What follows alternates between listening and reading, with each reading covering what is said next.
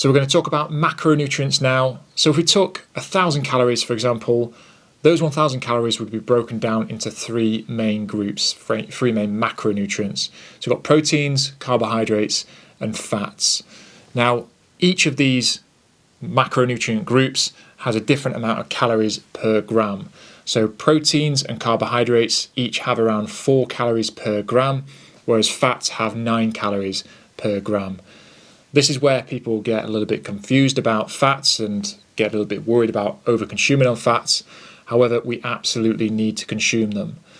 The reason why is the basic function of fats is for hormone regulation and stability of overall health and well-being, essentially.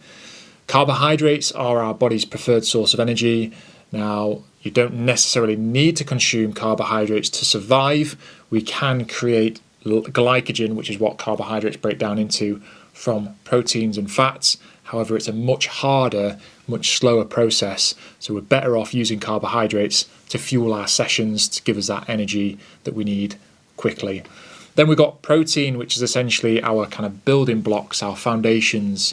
So they break down into what's known as amino acids. And essentially these are the building blocks for repairing muscle tissue, building muscle tissue, all that sort of stuff. And that is essentially the three macronutrients. Now, no single food is going to have a single macronutrient. Usually there's going to be several macronutrients in one item of food.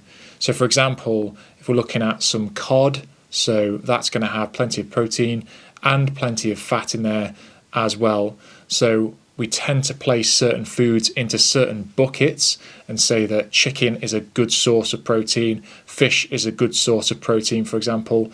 However, that's just a bucket to say that's a good source of it. Doesn't mean that that's all it's got in there.